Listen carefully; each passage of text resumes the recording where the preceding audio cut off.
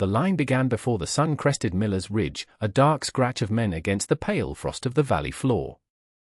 They stood with their hats in their hands, the dust of failed fields ground into the creases of their boots. At the head of the line, just beyond the gate to Anna's half-acre plot, stood Mr. Finch from the mercantile, his town coat looking thin and foolish in the hard morning light.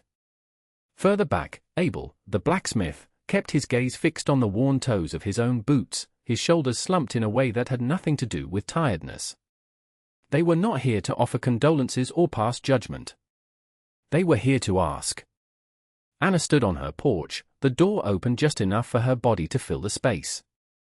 Her German shepherd, Rook, sat at her feet, his posture a mirror of her own stillness. He did not growl. His presence was statement enough. She looked from one face to the next, seeing the geography of the past 6 months etched there, the pinched look of hunger around the eyes, the tight set of a jaw that had chewed on pride instead of bread, the faint tremor in hands that had planted the wrong seed and harvested only wind. The air was cold, carrying the scent of pine from the high country and the smell of dead earth from their land. Not from hers. From behind her fence came the rich, loamy scent of soil that was still alive, a scent they had all forgotten. Finch cleared his throat, the sound small and dry. "Mrs. Parrish," he began, his voice stripped of the condescending warmth he used when selling seed on credit. "We've had a difficult season." Anna said nothing. She waited. Her silence was a space they had to fill with the truth. "A total failure," another man muttered from the line. "The wheat, it just burned up. 80% loss, some more." They had called it a widow's folly back in April. She'd heard the talk filter back to her, carried by the same wind that now scoured their empty fields. She had been a subject of pity, then of ridicule. When she'd gone to the mercantile for bin seeds and a new ball of twine, Finch had leaned over the counter, a picture of concern. "A woman alone, that plot of your late husband's is poor. It won't take kindly to experiments. Let me set you up with a sack of Red Valley wheat. The standard. I'll carry the note till harvest." He had gestured to the sacks stacked high, a wall of guaranteed failure. She had simply paid for her twine and beans in coin and walked out, his pity turning to something harder as the door closed behind her. Abel had seen her later that week, turning the soil by hand with a spade, and had shaken his head slowly, a silent sermon on the stubbornness of grieving women. Now they stood before her, their certainty turned to ash. The question of how they had gotten here hung in the air, as visible as their own breath. The winter after Martin died was a study in silence. The cabin, which had felt small and close with him in it, now seemed vast, its corners filled with a cold that had little to do with the temperature. Grief was a physical thing. It was the extra log she didn't need to split for the fire, the second plate that stayed on the shelf, the solid weight of emptiness on the other side of the mattress. Anna moved through the days with methodical slowness, her chores a bulwark against the hollowing quiet. She mended Martin's shirts, her stitches small and even, a conversation with a ghost. She swept the floors, cooked for one, and walked the perimeter of their land with Rook, the dog's body a warm, solid presence at her side. He was her only anchor to the living world, his needs a simple, recurring demand for attention that kept her from drifting away entirely. It was Rook who broke the spell. For 3 days in the deepest part of January, he became obsessed with a single floorboard beside the hearth. He would lie with his nose to the crack, whining softly, then scratch at the wood with an insistent paw. At first, she shushed him, her patience worn thin by the ceaseless, nagging sound. But he would not be deterred. Finally, seeing the wood splintering under his claws, she surrendered. With the pry bar from Martin's tool chest, she worked the board loose.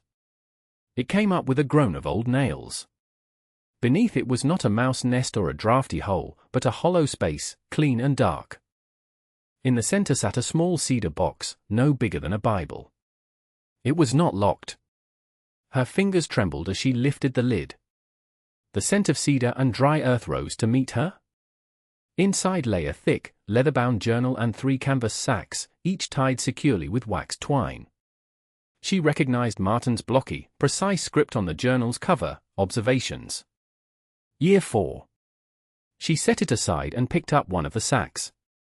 It was heavy for its size. Untying the twine, she poured a small mound of kernels into her palm.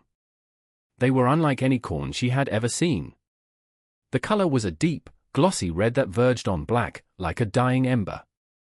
Black ember corn. She recognized it from the fearful whispers in town, the stories of the famine a generation ago. The cursed seed that had withered on the stalk and starved the valley. With a knot of dread in her stomach, she opened the journal. The first page was a map of their half-acre, cross-hatched and annotated. The pages that followed were filled with Martin's hand. Not just a farmer's diary, but a scientific record. He had logged rainfall to the 100th of an inch, soil temperatures, pH levels tested with litmus paper he'd ordered from a catalogue. And he had written about the corn. They blame the seed, one entry read, but they do not understand it. They planted it like wheat, in rows, alone. It is not a solitary plant. He documented how the corn's deep taproot, measured at over 6 feet, broke through the valley's hard-pan soil, pulling up moisture and nutrients. He wrote of how, when planted with a specific climbing bean and a broad-leafed squash, the 3 plants worked as one. The beans infused the soil with nitrogen the corn craved. The squash leaves shaded the ground, a living mulch that preserved water. It wasn't a curse. It was a partnership. His last entry, dated 2 days before the logging accident that took him, was short. 1 more season. The proof will be in the harvest. They will see the grief in her chest did not lessen, but it changed. It now had a shape, a purpose. It had work to do. When the last frost finally retreated up the mountainsides, Anna began. The notebook was her guide, Martin's voice a quiet instruction in her ear. She did not plough the field into neat furrows as her neighbors did. Instead, she followed the journal's diagrams, clearing circular patches of ground and hoeing the soil into low, wide mounds, each spaced exactly 4 feet apart. She worked from dawn until her back was a single, solid ache, Rook watching over her from the shade of a lone pine. The valley watched, too. Wagons slowed on the road that ran past her property. Faces, framed by wagon bows and bonnets, stared with open curiosity that soon curdled into pity and scorn.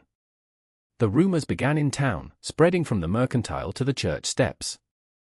The poor widow parish, her grief had unsettled her mind. Planting in circles.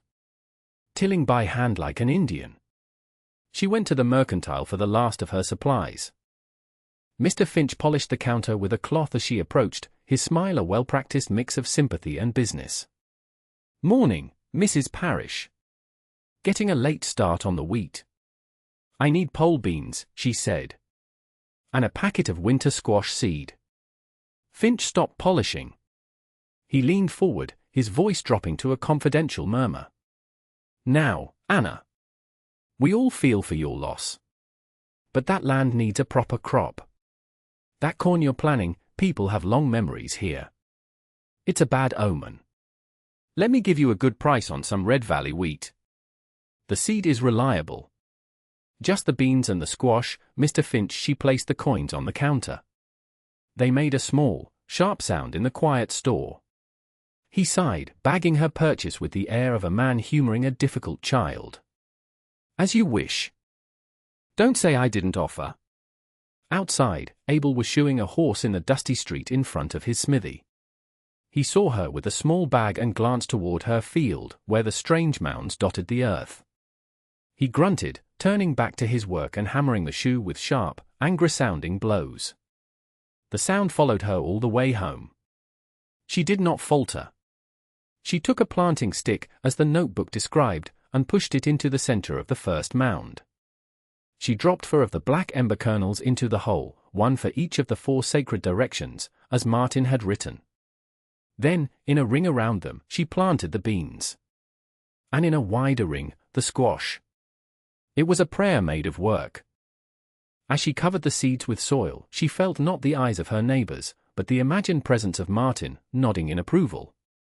Rook lay by the half-finished row of mounds, a silent, watchful guardian of their shared secret. The sun of early summer was a pale, hopeful thing. By July, it had become a merciless weight in a cloudless sky. The creek that bisected the valley shrank from a talkative rush to a sluggish, muddy trickle. The communal well deepened by 3 bucket lengths of rope. Dust, fine as flour, coated every surface, rising in ghostly plumes behind every wagon and rider. The great, uniform fields of Red Valley wheat began to show the strain first. The vibrant green of spring leached away, leaving a pale, sickly yellow. The stalks, which should have been thick and tall, were stunted. The heads of grain were small and sparse, turning a brittle, desperate brown weeks ahead of schedule. Men stood at the edges of their properties, hands on hips, staring at the ruin of their investment, the ruin of their year. Anna's half-acre was an island of defiant green in a sea of tan. The difference was so stark it seemed unnatural, a trick of the light. But it was no trick. It was a design. Martin's design. The broad, hairy leaves of the squash plant spread out across the mounds, their edges overlapping to form a continuous, living canopy over the soil. In the midday heat, the air above the wheat field shimmered and danced. Over Anna's plot, it was still. She could kneel and slide her hand under a squash leaf and feel the earth, not baked and cracked, but cool and dark, holding its moisture like a secret. The corn stalks, unbothered by the heat, grew thick and strong, a living trellis for the bean vines that spiraled up toward the sun. The beans, in turn, fed the corn, their roots fixing nitrogen in the soil, a silent, invisible act of generosity. The notebook had foretold it all. The squash leaves are a shield, Martin had written. They reduce surface evaporation by nearly half. On a 90-degree day, the soil beneath them will be a full 15 degrees cooler than exposed earth. He had drawn diagrams of the root systems. The wheat's shallow web, barely 12 inches deep, starved in the dry topsoil. The black ember's primary taproot, he'd measured, drove down and down, past 60, past 70 inches, into a layer of subsoil moisture the wheat could never reach. The rides past her property changed. The mocking curiosity was replaced by a tense, bewildered silence. Men would rein in their horses and just stare, their faces hard with a confusion that was close to anger. Abel the blacksmith was seen one afternoon, his wagon stopped on the road for a full 10 minutes, not looking at Anna, but at the architecture of her field. He studied the way the beans climbed the corn, the way the squash covered the earth. He was a man who understood structure, the way things fit together to make a stronger whole. He was looking at a piece of masterful construction and comparing it to the cheap, homogeneous design of his own failing crop. He drove off without a word, but the set of his jaw was different. It was no longer judgmental. It was thoughtful. The valley was beginning to see that the widow's folly was not folly at all. It was something else entirely, something they had no name for. Success, in a time of scarcity, is a dangerous thing. It breeds a resentment that grows faster than any crop. One morning, the frantic, sharp barking of the dog pulled Anna from a shallow sleep. Rook stood at the edge of the porch, hackles raised, a low, continuous growl vibrating in his chest. He was staring toward the eastern fence line. In the grey pre-dawn light, she saw it, a clean cut through the wire, the posts pushed over. And beyond it, in her field, the dark shapes of 2 steers, trampling the mounds, their hooves sinking deep into the careful architecture of her work. They had destroyed 3 mounds completely, crushing the young squash and snapping the corn stalks. It was not an accident. The fence was cut too cleanly, the cattle driven in with purpose. A cold fury, followed by a wave of exhaustion, washed over her. She got the steers out, herding them back onto the road with a branch, their dumb eyes blinking at her. Then she surveyed the damage. It was not catastrophic, but it was a violation. A clear, ugly message. She spent the entire morning repairing the fence, her hands raw from pulling the wire taut. She used new posts, sinking them deeper this time. Then, with a shovel and bucket, she rebuilt the broken mounds, salvaging what she could, replanting the squash from a few spare seeds she had saved. As she worked, she remembered a line from the journal, in a section titled Contingencies. Martin had written, "Men will fear what they do not understand. They will not argue with words, but with rocks and knives in the dark. Do not answer in kind. Fortify the work. The harvest is the only argument that matters." The sabotage coincided with a new wave of whispers from town. Finch, his own stores of last year's flour dwindling and his new wheat crop failing, needed a scapegoat. The rumor he planted was clever in its malevolence. Anna's strange, dark corn wasn't just unnatural, it was poisonous. It was sucking the very life from the ground, drawing so much water with its deep roots that it was the reason the creek was drying up. It was blighting the water table. People, desperate for an explanation for their misfortune, were inclined to believe it. It was easier to blame the strange woman on the hill than to confront the failure of their own traditions. Anna heard the rumors but did not engage. She retreated further into the work, into the evidence. She began a new log in the back of Martin's journal, measuring the water she drew from her well, 3 buckets a day, no more. She documented the growth of the plants in inches per week. She was building a fortress of facts. Rook rarely left her side now, his body a constant, warm shield.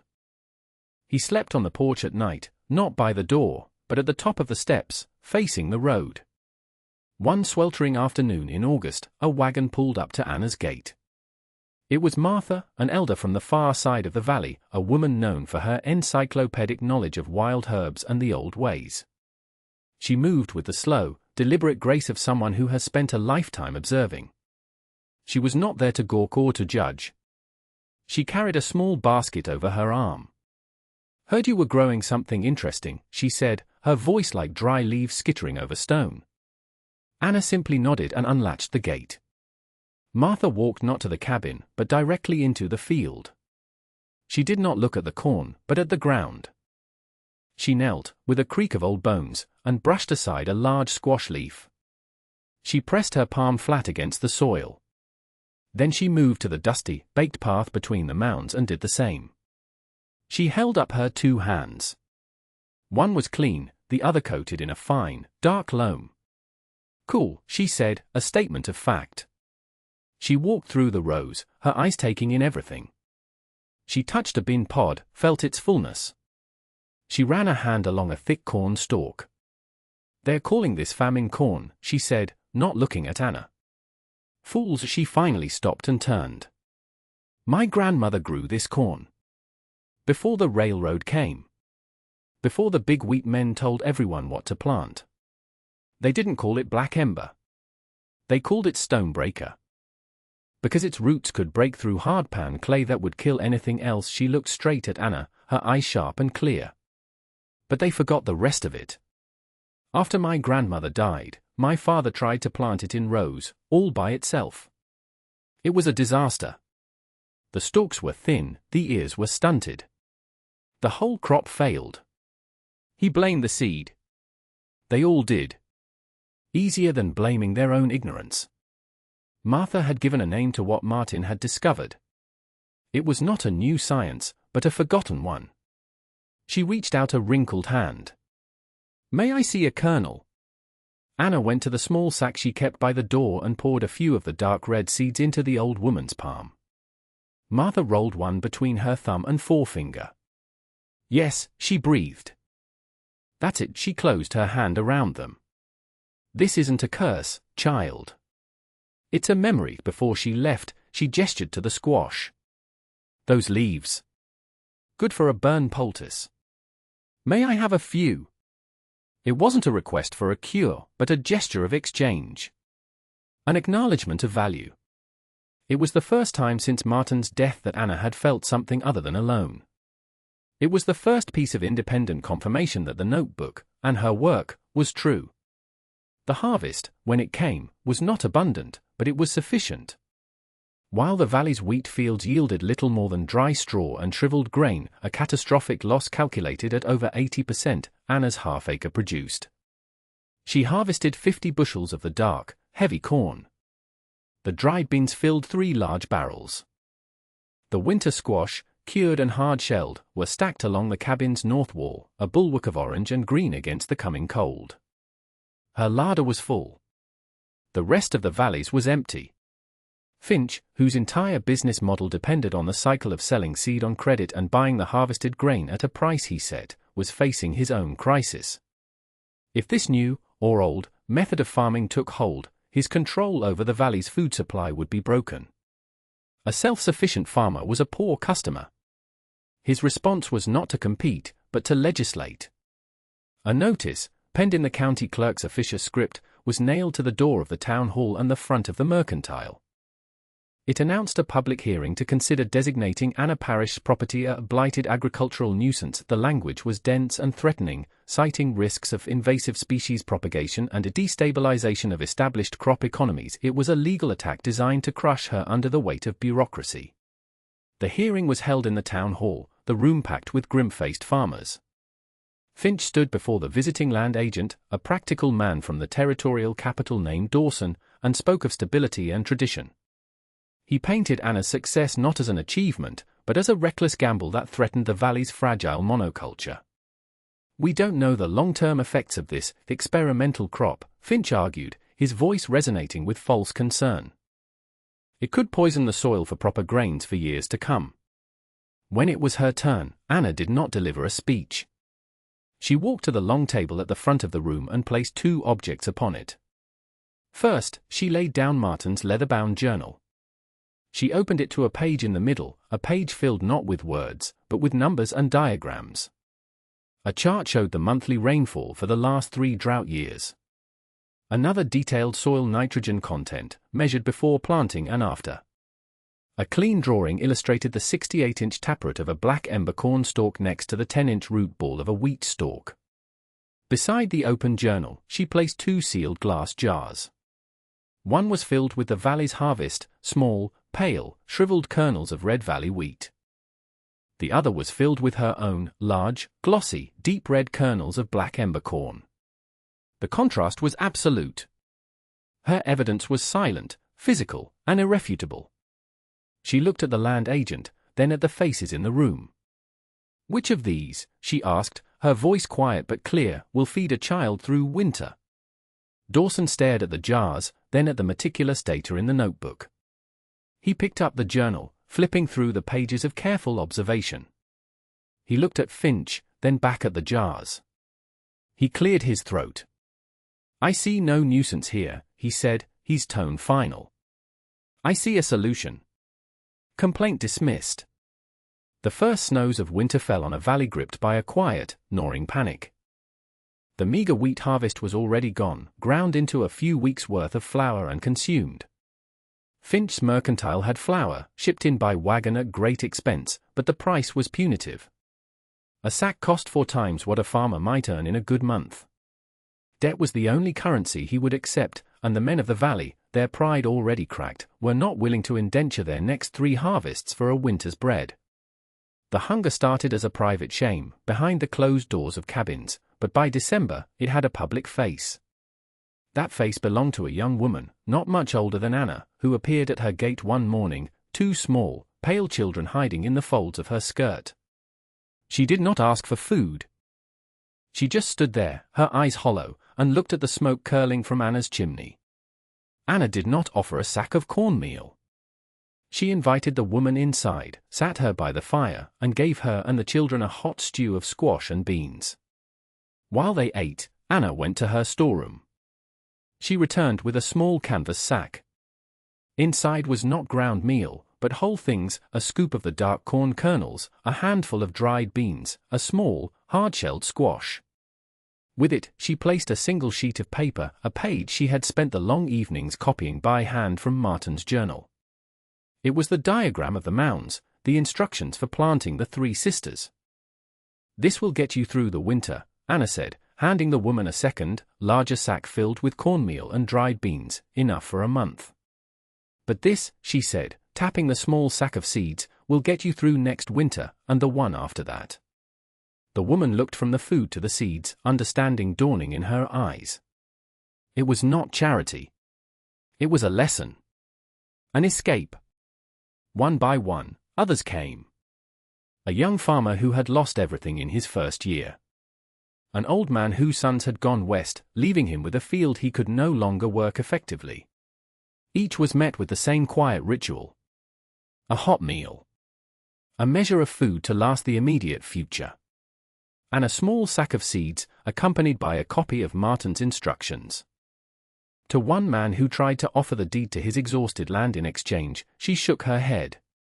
"Your land is not worthless," she told him, her voice firm. "It's only tired. Let it work with you, not for you." She was not giving them a fish, she was giving them the hook, the line, and the knowledge of where to cast. She was dismantling Finch's empire of dependence, one family at a time.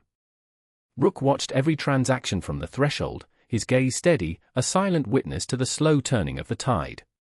The spring that followed was unlike any the valley had seen. As the snow melted, revealing the dark, damp earth, a new kind of geometry began to appear on the valley floor. Here and there, amidst the vast, empty rectangles of failed wheat fields, small circles of freshly turned earth emerged. Mounds. A dozen at first, then 2 dozen. They appeared in the corners of large plots, in kitchen gardens behind cabins, and in one case, on a quarter-acre plot a young family had decided to reclaim from the sagebrush. The valley was beginning to imitate. The knowledge Anna had shared was taking root. The most telling conversion was Abel's. The blacksmith, a man of iron and certainty, never came to her door. He never asked for seed or instruction. But one morning in late April, Anna saw him from her porch. He was in the small field behind his smithy, his 2 young sons beside him. He was not ploughing a furrow. He was building a mound, showing his boys how to shape the earth with a hoe, his movements deliberate and sure. His acceptance was not a word, but an action. A silent, public concession. Finch felt his influence shrinking day by day. He still stood behind the counter of his mercantile, but the conversations had changed. When he spoke of the reliability of Red Valley wheat, men would now look away, their faces impassive. They had seen its reliability firsthand. His power had been built on a single, fragile pillar, the monoculture of wheat. He controlled the seed, the credit, and the market for the harvest. But he could not control a dozen, then 2 dozen, independent farmers growing their own food, saving their own seed. He tried to stoke the old fears, but the memory of the winter's hunger was stronger than the fear of a long-dead famine. The sight of the families who had survived on Anna's corn and beans was a more powerful testimony than any rumor he could spread. As summer deepened, the valley transformed. The patchwork of small, green, living islands grew. The broad leaves of the squash shaded the soil, the beans climbed the corn, and the corn grew tall and strong. Children who had once pointed and whispered now carried buckets of water to their families' mounds. The community was learning through the work itself, their understanding growing with the plants. They were rediscovering a conversation with the land that their grandfathers had forgotten. The air itself felt different, less dusty, more humid, as the thousands of squash leaves transpired, creating a microclimate of resilience. Finch's store remained, but his monopoly was broken. He was no longer the sole source of the valley's survival. He was just a man who sold nails and cloth. Years passed. The rhythms of the valley settled into a new, more resilient pattern.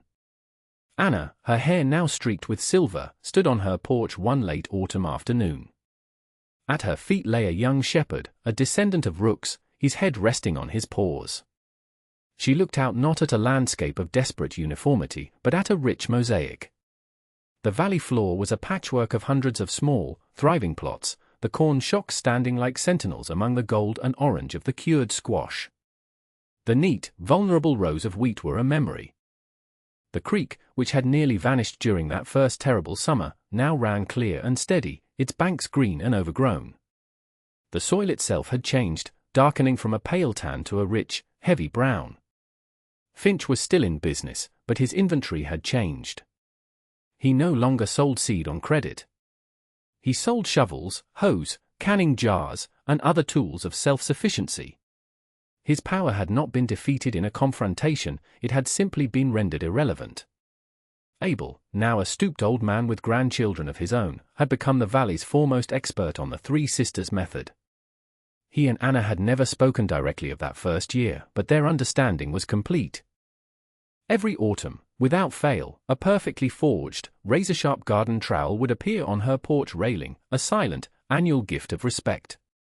Anna went inside and took Martin's journal from the cedar box. The leather was soft and worn, the pages thin from handling. She ran her hand over his familiar script, the charts and numbers that had been her map out of grief.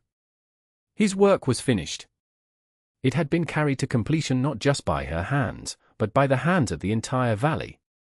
It was his legacy, a quiet, stubborn gift that had outlasted mockery and sabotage.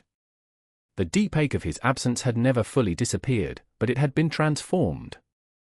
It had become the rustle of healthy corn leaves in the wind, the sight of smoke rising from 100 chimneys on a cold evening, the quiet security of a community that had learned to feed itself. The vindication she felt was not a sharp, triumphant thing. It was as soft and pervasive as the late afternoon light flooding the valley, a quiet hum of life that was its own reward.